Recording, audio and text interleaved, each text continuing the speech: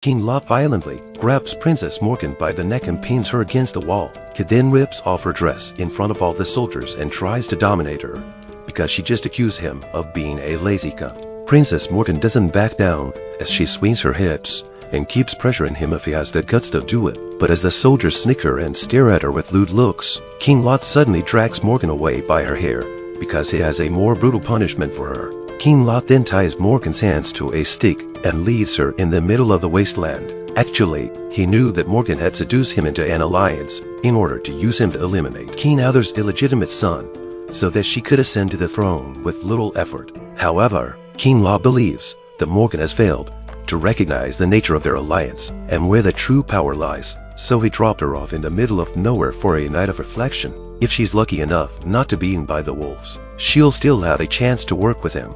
As the night wears on, a mysterious mist shrouds Morgan's surroundings. Morgan looks around warily but realizes that it's not the wolves, but the devil she's been trading witchcraft with. It's ahead of her. Although the devil constantly murmurs he is wrong to her, Morgan has no idea who the devil is pointing at. Fortunately, at least she makes it through the night under the devil's protection. The next morning, King Lot wakes her up by stroking her cheek. He expects Morgan, his ally, to be more disciplined after a night of punishment. Since the sword of the gods has been pulled out by Arthur, there is no point for him to give Arthur 5 dawns to leave the realm. So King Lot decides to attack Arthur tonight. On the other hand, Arthur, who has been in a coma for a day and a night, finally wakes up. He still can't believe he actually drew the sword of the gods. Though he's still a little weak, Merlin insists on organizing Arthur's coronation tonight. Hundreds of warriors have come to see Arthur pull out the sword of the gods and make him king. Morgan arrives at the castle on horseback, but she's here to send a message. Morgan tells Merlin about King Lot's plan to attack tonight, and she leaves with a message wishing them good luck. So Merlin prepares for battle and makes sure the coronation goes off without a hitch. I present to you your undoubted king! And so it was that Arthur was crowned, watched and cheered by the crowd, and then made his proclamation as king. He would not fail to fulfill the high expectations of those present and would rule his people in a new way. Arthur then appointed his brother Kay as marshal and his foster father and savior Lentes as royal guard. I am Arthur Pendragon, and I am proud to be your king. After the king's coronation, the crowd was in the midst of a joyous party. It was then that Arthur saw the blonde girl who had captivated him, so he went up to her to continue the beautiful encounter that had been interrupted the last time. He finally learns her name, Guinevere. The two of them had a nice conversation, and then they went to the terrace by the sea in the spirit of the drink. Guinevere looked down at the ocean and asked, "Would it kill me to jump from here?" Next thing you know, Arthur is on the fence. Do you think that sea is down there? Do you want to find out?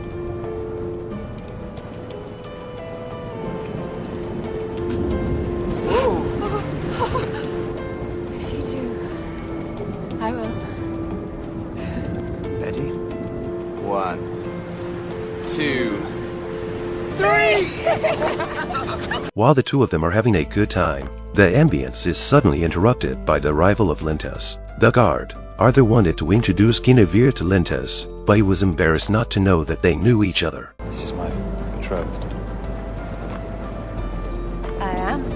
This truth definitely hit Arthur hard. Although Arthur tried to fake a smile to congratulate them on their engagement, he was still upset when he saw their intimate behavior and had to leave. While he is still in the sadness of his lost love, he realizes that the enemy has already entered the party in disguise. The battle begins in an instant. Merlin immediately had Arthur evacuated, but King Lot, who wanted to take Arthur's life, came after him. Arthur's adoptive father immediately rushed out to avenge the murder of his wife. Obviously, the two of them are very different in terms of fighting strength. The arrogant King Lot even put down his sword and stabbed Arthur's foster father with a spear instead. King Lot thought that the killing was over, but Arthur's foster father was able to endure the pain of the spear penetrating his abdomen and approached King Lot a little bit. Then he took out the dagger he had hidden on his body and died with King Lot. King Lot never thought that he would die in such an ungrateful way. Arthur's adopted father avenged his wife's death and paved the way for Arthur with his life. A woman walks into the jungle late at night looking for the devil she's been trading with. She undresses and tells the devil that she needs more. Tell me what I have to do. Not long ago, King Lot, who was allied with Princess Morgan for the throne, was killed putting Morgan's ambitious plans on hold. Morgan can only watch as Arthur, the illegitimate son of the former king, takes the throne she so desperately wants. Morgan and Arthur are half-siblings. In fact, Arthur, not wanting to antagonize his sister, suggested that he could share the throne with her. It's either you or me, it can't be both. Why not? For you, this is nothing. For me, everything. Men are not my way to this. I'll find another way to take it. After leaving Camelot Castle, Morgan went deep into the woods to continue his dealings with the devil. It's always calm before the storm. The biggest blow Arthur had to face was the fact that his beloved Guinevere would be marrying his guard Lentus in 3 days. Guinevere's expectations of this engagement, which she has had since she was a child, are shaken when she meets King Arthur. A wedding, which is to be held in the castle, is a bit awkward for both of them. Just then, Morgan sends her maid to invite Arthur to her castle for dinner. Merlin was still trying to figure out what Morgan was up to, but an unhappy Arthur didn't hesitate to say yes. Merlin has no choice but to accompany him. When the two of them arrive at the castle, Morgan is waiting in full costume. I'm honored. Thank you. Morgan's sudden change of attitude to subservience was a surprise to both of them. Merlin was never convinced that she was sincere in her quest for peace. Morgan prepares a sumptuous dinner, but Merlin is too cautious to eat, so Morgan tastes Arthur's soup first.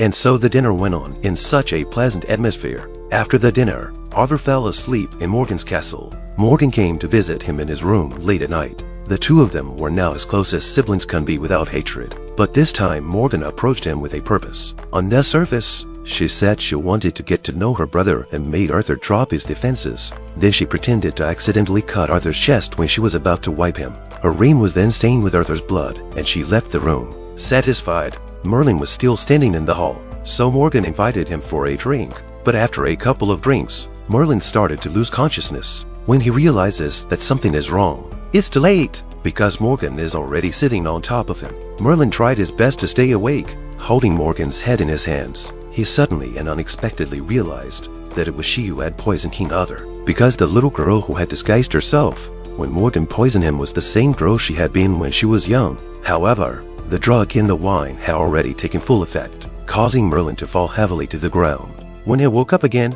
he found himself tied to the bed by Morgan. Morgan collected Merlin's hair and nails and began some evil rituals. When he came to his senses, Merlin accused Morgan of having poisoned her father, but Morgan said that the man was not worthy of being her father. Merlin knew that Morgan was deeply hurt and kindly reminded her that the sorcery she was using would not make her strong, but would cost her dearly. But Morgan, determined to take back her throne, doesn't listen. What Merlin doesn't know is that after his poisoning last night, a distraught Arthur has left the castle. After dreaming of Guinevere again, he decides to confess his innermost feelings to Guinevere. On the night of her wedding, the bride secretly gets up and takes the deer's blood. She hid under the bed and pours it on the white sheets. The blood was enough to fool the others. Guinevere and Lentus were childhood sweethearts, betrothed since childhood. But then the handsome King Arthur burst into Guinevere's world. They met on the beach and fell in love at first sight. Arthur was dismayed to learn that Guinevere was betrothed, but his love for Guinevere was uncontrollable, so he snuck into Guinevere's bed on the morning of the wedding. Tell me, you're not thinking of me, and I'll leave you alone. Meet me at the beach. Guinevere, after much internal struggle, finally showed up at the beach a short time later. The first thing Arthur said when he saw her was to ask Guinevere not to marry Lentus. He believed that an unspeakable love had sprung up between them, both on the beach where they had first met and at the ball that night at the king's coronation. Guinevere couldn't deny the love, but was adamant that it was too late. Getting married. Don't. Are you asking me as my king? Or as a complete stranger who's only met me twice, who's decided that he can order me about? Arthur questions why she came to this beach if she didn't have the same feelings for him. You came because you wanted this too. No.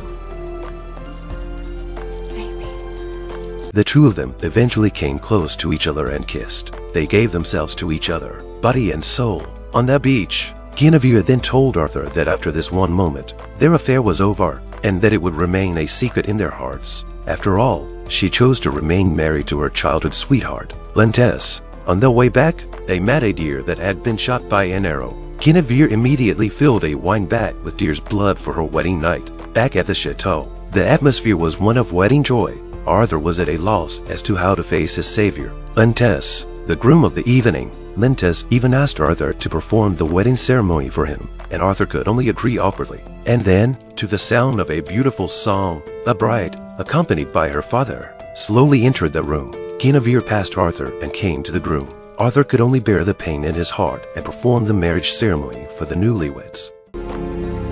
May these rings stand forever as a symbol of your unity and fidelity.